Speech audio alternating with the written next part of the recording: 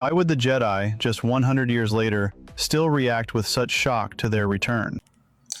That is because, by the way, guys, go check out the original video. But that is because when it comes to the Jedi's reacting the way they did, is because when you look at Kymir and the red lightsaber and him telling the Jedi that he's a Sith, if you remember from that show, everybody that had an encounter with Kymir either died, lost memory, or doesn't know he's a Sith. For example, let's look at Osha and May. What was it? Osha went with Kymir, and then you had. Well, I think I'm getting them mixed up. No, May. Yeah, no. Osha was the one that went with him. May was the one that got her memory wiped. When you look at Kymir's former master, with the lightsaber whip, she does not know that Kymir has a red lightsaber. She just knows that her apprentice is alive, and she doesn't know the affiliation that he has.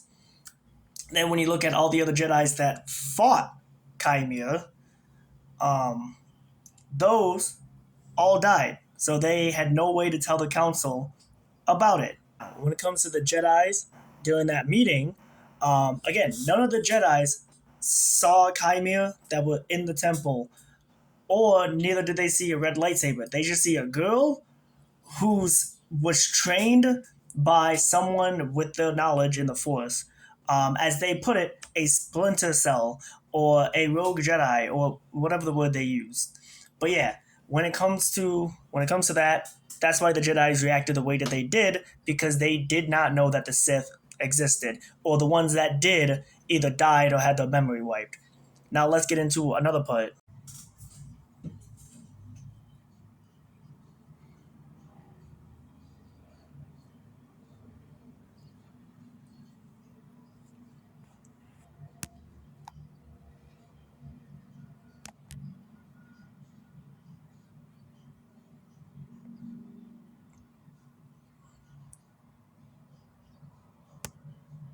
Now, my apologies, guys. You can again, I'll have the link when I upload this to Facebook, Instagram, and then for those of you watching on TikTok, you can click the little stitched reaction in the description. Anywho, so luckily there was subtitles there, but anywho, the point was when it came to the contradictions of lightsaber bleeding, and he used very good examples. However, you can easily, if you break down those characters and the situation, not situation, but what they were in at that moment. Like when you look at Darth Vader and Kylo Ren, those two are known for, right now they were in the struggle.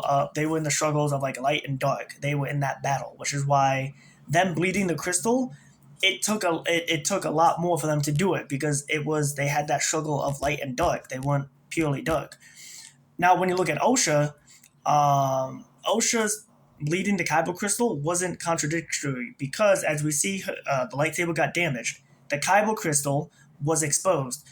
Osha was able to touch the kyber crystal, and from that point, you got to remember when it comes to Osha, as far as she knew, the Jedi or Soul, like that was her family after her family passed away, or from what Soul told her, it was her sister May that murdered her family. It was all May's fault.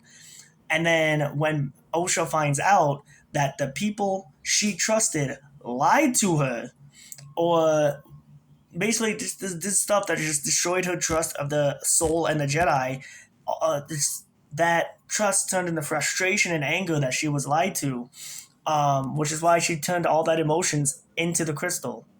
Hopefully that does make sense. If there's a Star Wars person out there, please help me out. If you can describe it better, I appreciate it. But yeah, Osha was able to do it because she was not as conflicted as Vader and Kylo, was the point that I'm making, because of what happened prior to that situation, as well as, again, all three of them were had the Kyber crystal exposed to them. So yeah, there was no contradictory there.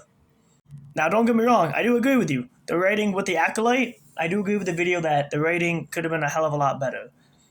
But there was some stuff in the show that people complain about that they don't technically need to complain about. It can be explained away. Like, it didn't break the lore, break the canon, if that makes sense. I think the only the only logical thing that people can debate about is Kieri Mundi's age. but it wasn't really established because there's a lot of different guidebooks from different eras that says different things about the different Jedi's, if that makes sense. One of them being Katie Mundi.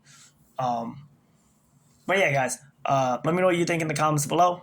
I'll catch you on the flip side. Let me know what you think of the Acolyte. Did you like it? Did you dislike it? And I'll catch you on the flip side. Peace.